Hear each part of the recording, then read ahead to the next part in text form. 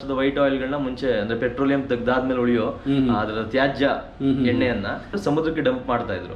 So ಅದನ್ನ ಬಿಟ್ರೆ ಇನ್ನು ಯಾವ್ದು ಒಳ್ಳೆ ಜಾಗ ಅಂತ ನೋಡ್ಬೇಕಾದ್ರೆ ಮನುಷ್ಯರ ಹೊಟ್ಟೆ ಅಂತ ಹೇಳಿ ಅದನ್ನೆಲ್ಲ ನಮ್ಗೆ ಇದು ಅವರು ತಿನ್ನಿಸ್ತಾ ಇದಾರೆ ಅಂತ ಹೇಳ್ಬೋದು.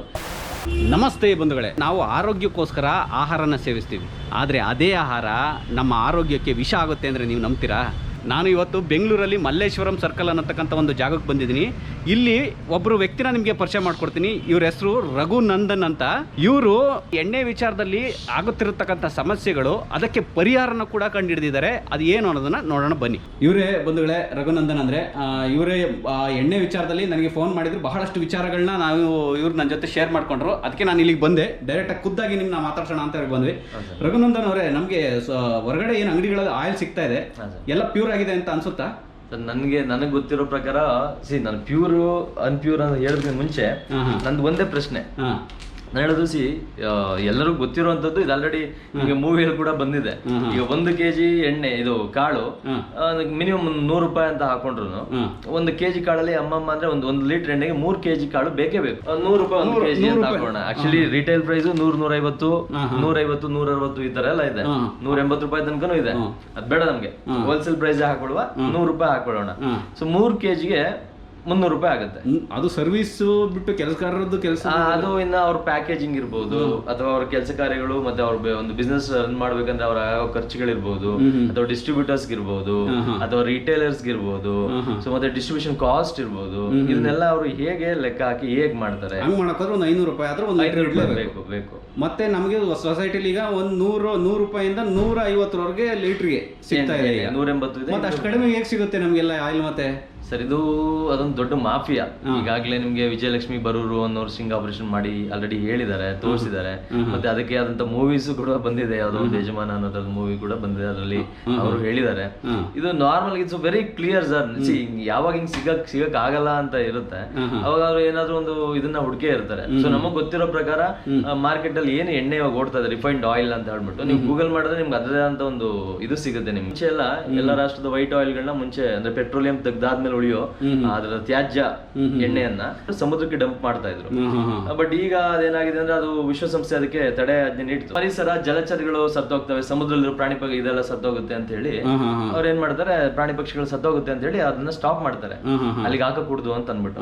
ಸೊ ಅದನ್ನ ಬಿಟ್ರೆ ಇನ್ನು ಯಾವ್ದು ಒಳ್ಳೆ ಜಾಗ ಅಂತ ನೋಡ್ಬೇಕಾದ್ರೆ ಮನುಷ್ಯರ ಹೊಟ್ಟೆ ಅಂತ ಹೇಳಿ ಅದನ್ನೆಲ್ಲ ನಮ್ಗೆ ಇದು ಅವರು ತಿನ್ನಿಸ್ತಾ ಇದಾರೆ ಅಂತ ಹೇಳ್ಬೋದು. ಅದ್ರ ಜೊತೆಗೆ ತುಂಬಾ ನೀವು ನೋಡಿ, ಅದೆಲ್ಲ ನಿಮ್ಗೆ ತುಂಬಾ ಕಮ್ಮಿಗೆ ಸಿಗುತ್ತೆ. 8 ರೂಪಾಯಿ 20 ರೂಪಾಯಿ ಈ ತರ ಲೀಟರ್ಗೆ ಸಿಗುತ್ತೆ. ಅದು ಅದಕ್ಕೇನು ಎಸೆನ್ಸ್ ಮಿಕ್ಸ್ ಮಾಡಿದ್ರೆ ಇವ್ರು ಕೊಡೋ ಬೆಲೆ 150, 100, 200 ರೂಪಾಯಿ. ಇದಕ್ಕೆ ನೋಡಿ, ಈಗ ಹೋದ ವರ್ಷ 2 ವರ್ಷದಿಂದ ಎಲ್ಲ ಒಂದು 100 ರೂಪಾಯಿ ಇತ್ತು. ಅವಾಗ್ಲೂ ಬೀಜ ಸೇಮ್ ಇತ್ತು. ಇನ್ನೊಂದು ನಾವು ಅಬ್ಸರ್ವ್ ಮಾಡ್ಬೇಕಾಗಿರೋದು ಅಂತ ಹೇಳಿದ್ರೆ, ಗಮನಿಸಬೇಕಾದ ವಿಷಯ ಅಂದ್ರೆ, ಈಗ ಬೀಜಗಳನ್ನ ಎಲ್ಲಿ ಬೆಳೀತಾ ಇದಾರೆ, ನಾವು ಒಂದು ದಿನಕ್ಕೆ ಆಯಿಲ್ ಎಷ್ಟು ಕನ್ಸ್ಯೂಮ್ ಆಗ್ತಾ ಇದೆ, ಮತ್ತೆ ಆ ಮಟ್ಟಿಗೆ ಬೀಜ ಸಪ್ಲೈ ಆಗ್ತಾ ಇದೆಯಾ, ಬೀಜ ಎಲ್ಲಿಂದ ಬರ್ತಾ ಇದೆ, ಯಾರು ಮಾಡ್ತಿರೋದು, ಇದನ್ನ ಇದು ಬೇರೆ ತುಂಬಾ ಸುಮ್ಮನೆ ಸಾಮಾನ್ಯ ಕಣ್ಣಿಗೆ ಕಾಣುವಂಥದ್ದು. ಸರ್ವೇ ಸಾಮಾನ್ಯವಾಗಿ ಮೇಲ್ಗಣ್ಣಿಗೆ ಸುಮ್ಮನೆ ನೋಡಿದ್ರೆ ಅಬ್ಸರ್ವ್ ಮಾಡಿದ್ರೆ ಗೊತ್ತಾಗ್ಬಿಡುತ್ತೆ ಎಲ್ಲಿ ಬೆಳೀತಾರೆ. ನೋಡಿ, ಯಾರು ಈಗ ಸೂರ್ಯಕಾಂತಿ ಎಲ್ಲೋ ಕಮ್ಮಿ ಜನ ಬೆಳೀತಾರೆ. ನೋಡಿ, ನಾನು ಹೇಳೋದು, ನೀವು ಉಪ್ಪಿಟ್ಟು ಮಾಡ್ಬೇಕು ಅಂದ್ರೂ ಎಣ್ಣೆ ಬೇಕು, ಮಟನ್ ಮಾಡ್ಬೇಕು ಅಂದ್ರೂ ಎಣ್ಣೆ ಬೇಕು, ಚಿಕನ್ ಮಾಡ್ಬೇಕು ಅಂದ್ರೂ ಎಣ್ಣೆ ಬೇಕು, ಅನ್ನ ಮಾಡ್ಬೇಕು ಅಂದ್ರೆ ಅಲ್ಲ, ಇನ್ನು ಬೇರೆ ಯಾವ್ದೇ ಪದಾರ್ಥ ಮಾಡಿದ್ರು ಎಣ್ಣೆ ಬೇಕೇ ಬೇಕು ಎಲ್ಲ ಆಹಾರಕ್ಕೂ.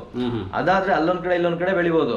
ಬಟ್ ಮುಖ್ಯವಾಗಿ ಎಣ್ಣೆ ಎಲ್ಲದಕ್ಕೂ ಉಪಯೋಗಿಸೋದ್ರಿಂದ ಎಣ್ಣೆ ಬೀಜಗಳು ನಮ್ಗೆ ಅತಿ ಯಥೇಚ್ಛವಾಗಿ ಬೇಕು. ಬಟ್ ಎಲ್ಲಿ ಬೆಳೀತಾ ಇದಾರೆ? ಈಗ ಅದ್ರ ಬೆಳೆಗೆ ವ್ಯಾಲ್ಯೂನು ಇಲ್ಲ ಅಂದಾಗ ರೈತರು ಎಲ್ಲಿ ಬೆಳೀತಾರೆ? ಅಲ್ಲ, ರೈತರಿಗೆ ಕಷ್ಟ ಇದೆ ಸರ್, ರೈತರಿಗೆ ಕಷ್ಟ ಇದೆ. ಮತ್ತೆ ಅಲ್ಲೊಬ್ರು ಇಲ್ಲೊಬ್ರು ಬೆಳೆದ್ರು ಅದಕ್ಕೆ ಸರಿಯಾದಂತ ಬೆಲೆ ಇಲ್ಲ. ಇವ್ರು ಯೂಸ್ ಮಾಡ್ತಿರೋ ಜಸ್ಟ್ ಎಸೆನ್ಸ್ ಕ್ರಿಯೇಟ್ ಇದ್ ಮಾಡ್ಲಿಕ್ಕೆ, ಜಸ್ಟ್ ಎಸೆನ್ಸ್ ಕ್ರಿಯೇಟ್ ಮಾಡ್ಲಿಕ್ಕೆ ಇವರು. ನಮ್ಮ ಪ್ರಕಾರ ಇದು ನಾವೇನ್ ಪ್ರತಿದಿನ ಏನ್ ಸೇವಿಸ್ತಾ ಇದೀವಿ, ಇದು ಒಂದು ವಿಷ ಅಂತಾನೆ ಹೇಳ್ಬೋದು. ಕಂಪ್ಲೀಟ್ ಇದು ದೊಡ್ಡ ಮಟ್ಟದಲ್ಲಿ ನಡೀತಿರ್ತಕ್ಕಂಥ ದಂಧೆ. 150 ರೂಪಾಯಿಗೆ ನಮಗೆ ಕೊಡಕ್ ಸಾಧ್ಯನೇ ಇಲ್ಲ. ಒಂದು ಪ್ಯೂರ್ ಎಣ್ಣೆನ 150 ರೂಪಾಯಿ ಕೊಡಕ್ ಸಾಧ್ಯನೇ ಇಲ್ಲ. ಪ್ಯೂರ್ ಎಣ್ಣೆ ಕೊಡಬೇಕು ಅಂದ್ರೆ ಯಾವುದೇ ಒಂದು ಕಂಪ್ನಿ ಕೂಡ ಒಂದು 500 ರೂಪಾಯಿ ಆದ್ರೂ ಮಿನಿಮಮ್ 1 ಲೀಟರ್ ಹಾಗೆ ಆಗುತ್ತೆ. ಅವ್ರದ್ದೆಲ್ಲ ಖರ್ಚುಗಳನ್ನ ಕಳೆದ್ಮೇಲೆ 500 ರೂಪಾಯಿ ಹಾಗೆ ಆಗುತ್ತೆ. ಹಂಗಾದ್ರೆ ಇದು ಪರಿಹಾರನೇ ಇಲ್ವಾ? ಪರಿಹಾರ ಇದೆ ಸರ್, ಈಗ ನಾವೇ ಪರಿಹಾರ. ನಮ್ದು ಈಗ ಈ ಮಿಷಿನ್ ಇದೆ. ಬಂಧುಗಳೇ, ಈಗ ನೋಡ್ಬೋದು ರಘುನಂದನ್ ಅವರು ಇದಕ್ಕೆ ಪರಿಹಾರನೂ ಹೇಳ್ತಾರೆ ಅಂತ ಹೇಳಿದ್ವಿ. ರಘುನಂದನ್ ಅವರೇ, ಇದಕ್ಕೆ ಪರಿಹಾರ ಏನು ಅಂದ್ರೆ ಇಲ್ಲೇ ಇದೆ ನೋಡಿ ಪರಿಹಾರ. ಇವ್ರ ಹತ್ರ ಒಂದು ಮಷಿನ್ ಇದೆ. ರಘುನಂದನ್ ಅವ್ರೆ, ಏನ್ ಮಷಿನ್ ಇದು? ಸರ್, ಇದು ಎಣ್ಣೆ ತೆಗೆಯುವ ಯಂತ್ರ ಇದು. ಈಗ ಮನೆಯಲ್ಲೇ ನಾವು ಎಣ್ಣೆ ಮಾಡ್ಕೋಬಹುದಂತ ಒಂದು ಯಂತ್ರ.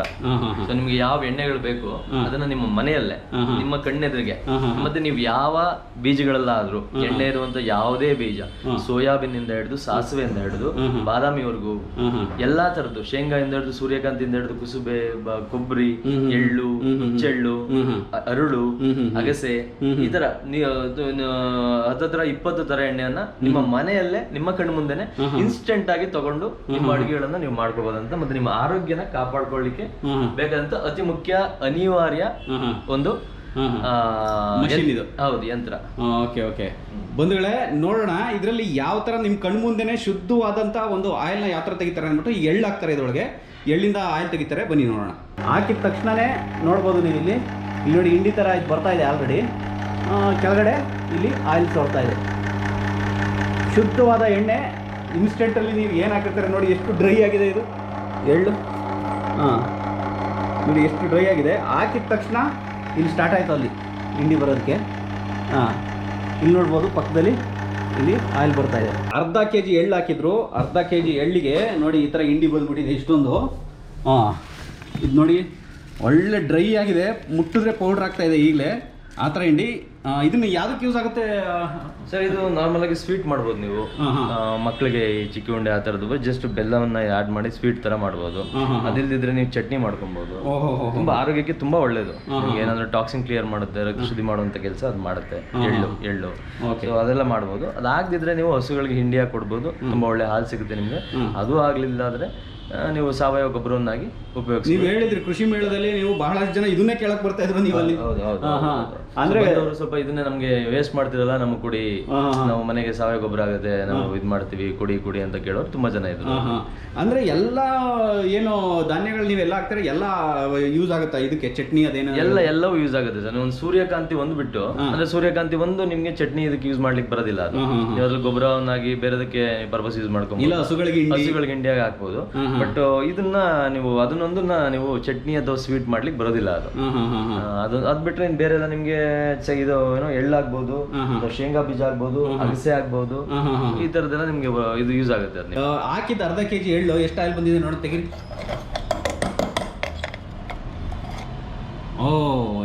ಎಷ್ಟಿದೆ ಈಗ?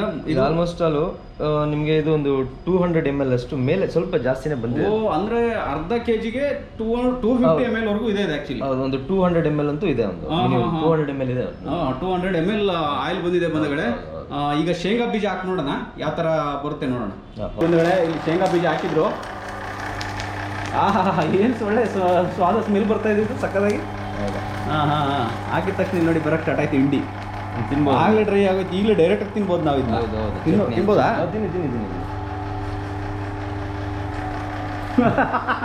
ಒಳ್ಳೆ ಪಾಪ್ಕಾರ್ನ್ ತಿಂದಂಗೆ ಆಗ್ತಾ ಇದೆ ನೋಡಿ. ಎಣ್ಣೆ ಇಳಿತಾ ಇದೆ ಅಲ್ಲ ಫ್ರೆಶ್ ಆಗಿ. ಇದು ಆಲ್ಮೋಸ್ಟ್ ಅಲ್ಲ 200 ml ಮೇಲೆ 200 ml ಬಂದಿದೆ. ಎಷ್ಟು ಫ್ರೆಶ್ ಆಗಿ ಬಂದಿದೆ ನೋಡಿ, ಒಂಚೂರು ಗಲೀಜೇ ಇಲ್ಲ ಆ್ಯಕ್ಚುಲಿ ಇದರಲ್ಲಿ ಶೇಂಗಾದಲ್ಲೆಲ್ಲ. ಹೌದು, ಶುದ್ಧ. ಅದು ನೋಡೋ ಒಳ್ಳೆ ತುಪ್ಪ ನೋಡ್ದಂಗೆ ಆಗ್ತಾ ಇದೆ ಅಲ್ವಾ ಆಯಿಲ್? ನೋಡಿ ಕರೆಕ್ಟಾಗಿ 200 ml ಬಂದಿದೆ. ಇದ್ರಲ್ಲಿ ನಿಮ್ಗೆ ಒಂದು 10-20 ml ಅಷ್ಟು ಗಸ್ಟ್ ಹೋಗ್ಬಿಡುತ್ತೆ, ಗಷ್ಟವಾಗಿ ಹೋಗ್ಬಿಡುತ್ತೆ. ನೀವು ಅದನ್ನ ಲೆಕ್ಕ ತಗೊಳ್ಳಿಕ್ಕಾಗಲ್ಲ. ಸೊ ಹಂಗಾಗಿ ಒಂದು 180 ml ಲೆಕ್ಕ ತಗೊಬಹುದು. ನೋಡಿ ಇದು ಇವತ್ತು ಹೀಗಿರುತ್ತೆ. ಆ ಡಸ್ಟ್ ಏನ್ ಗಷ್ಟ ಅಂತ ಏನ್ ಹೇಳ್ತೀವಿ ಅದೆಲ್ಲ ಸೆಟಲ್ ಡೌನ್ ಆದ್ಮೇಲೆ ಪ್ಯೂರ್ ಆಗುತ್ತೆ, ಪ್ಯೂರ್ ಆಯಿಲ್ ಸಿಗುತ್ತೆ. ಎರಡು ಕಡಲೆಕಾಯಿ ಎಣ್ಣೆ. ಹೌದು, ಆಫ್ಟರ್ 10 hours ನಿಮ್ಗೆ ಈ ತರ ಒಂದು ಶುದ್ಧವಾದ ಎಣ್ಣೆ ನಿಮ್ ಕೈಗೆ ಸಿಗುತ್ತೆ. ಮಕ್ಕಳಿಗಾಗಿರ್ಬೋದು, ನೀವಾಗಿರ್ಬೋದು, ಯಾವ್ದೇ ಕಲಬೆರಕೆ ಇಲ್ಲದೆ ಶುದ್ಧವಾಗಿರುವಂತದ್ದು. ಮತ್ತೆ ನೀವು ಇದನ್ನ ತಿಂದ್ರೆ ನಿಮ್ಗೆ ಅದು ಫೀಲ್ ಆಗುತ್ತೆ. ನಿಮ್ಗೆ ಆ ಶುದ್ಧತೆ ಇರ್ಬೋದು, ಅಥವಾ ಇದಿರ್ಬೋದು, ಆ ಡೈಜೆಷನ್ ಥಿಂಗ್ಸ್ ಇರ್ಬೋದು, ಎಲ್ಲೋ ನಿಮ್ಗೆ. ಯಾಕೆಂದ್ರೆ ಇವಾಗ ಏನ್ ನಾವು ಎಣ್ಣೆ ತಿಂತಿರೋದ್ರಿಂದನೇ ನೋಡಿ, ಅದು ಏನ್ ಹಾಡಿರುತ್ತಲ್ಲ, ಯಾಕೆಂದ್ರೆ ವೇಸ್ಟ್ ಅದು. ಹಾಡಿಂದ ನಮ್ಗೆ ಡೈಜೆಷನ್ ಪ್ರಾಬ್ಲಮ್ ಸ್ಟಾರ್ಟ್ ಆಗುತ್ತೆ. ಇನ್ನು ಹೊಟ್ಟೆ ಒಳಗೋದಾಗ ನಮ್ ಕಿಡ್ನಿಗೆ ಡೈಜೆಸ್ಟ್ ಮಾಡ್ಲಿಕ್ಕೆ, ಪಚನ ಮಾಡ್ಲಿಕ್ಕೆ ಎಷ್ಟು ಕಷ್ಟ ಆಗ್ಬೋದು.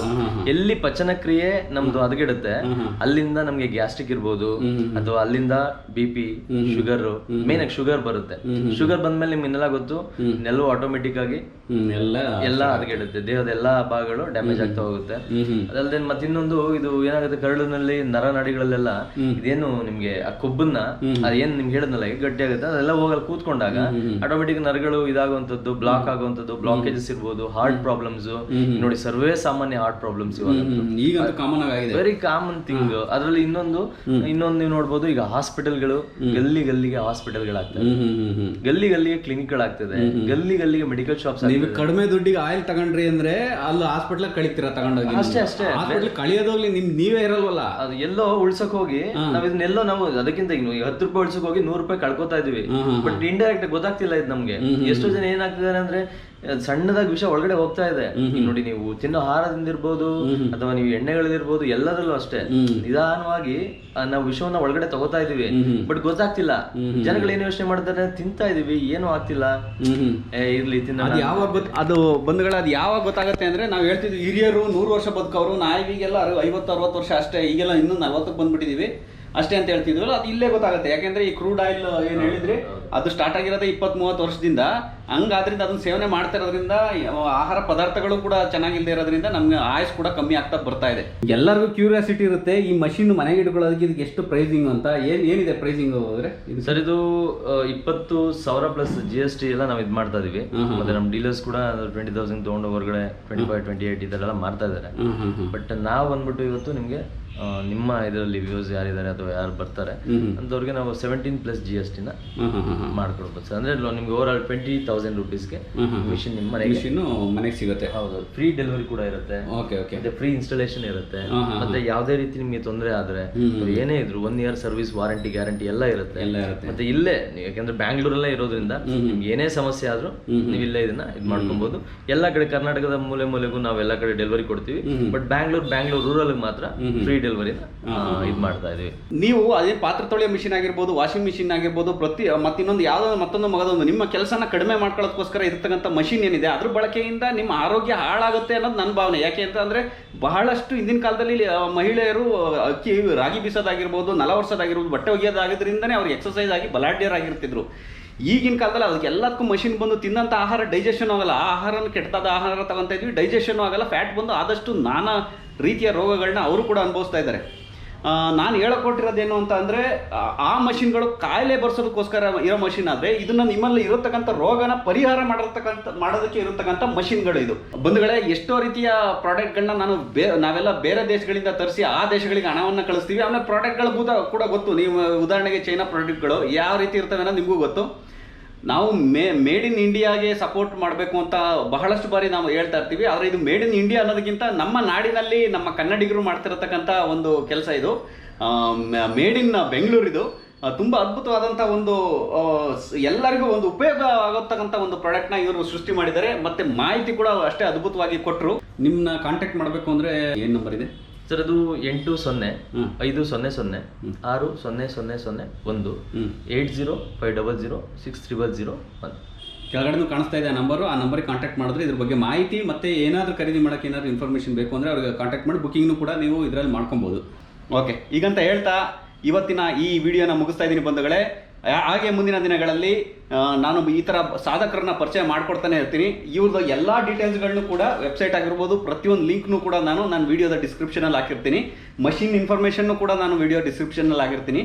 ನಾನು ಮಾಡಿರ್ತಕ್ಕಂಥ ಎಲ್ಲ ವೀಡಿಯೋಸ್ಗಳನ್ನು ನೀವು ನೋಡಬೇಕು ಅಂದರೆ ನಂದು ಕೂಡ ಸತೀಶ್ ಹಿರೇಗೌಡ ಅಂತ ಯೂಟ್ಯೂಬ್ ಚಾನಲ್ ಇದೆ, ಇನ್ಸ್ಟಾಗ್ರಾಮ್ ಅಕೌಂಟ್ ಕೂಡ ಇದೆ, ಫೇಸ್ಬುಕ್ಕಲ್ಲಂತೂ ನೀವು ನೋಡ್ತಾನೆ ಇರ್ತೀರಾ ಬಂಧುಗಳೇ. ಅಲ್ಲಿ ಹೋಗಿ ನನ್ನನ್ನು ಸಬ್ಸ್ಕ್ರೈಬ್ ಆಗೋತಕ್ಕಂಥ ಮುಖಾಂತರ ನಾನು ಮಾಡಿರೋ ಎಲ್ಲ ವೀಡಿಯೋಸ್ಗಳನ್ನ ನೀವು ಅಲ್ಲಿ ನೋಡ್ಬೋದು. ಈಗಂತ ಹೇಳ್ತಾ ಇವತ್ತಿನ ಈ ವಿಡಿಯೋನ ಮುಗಿಸ್ತಾ ಇದ್ದೀನಿ ಬಂಧುಗಳೇ. ಎಲ್ರಿಗೂ ಒಳ್ಳೆಯದಾಗಲಿ. ಜೈ ಹಿಂದ್, ಜೈ ಕರ್ನಾಟಕ ಮಾತೆ.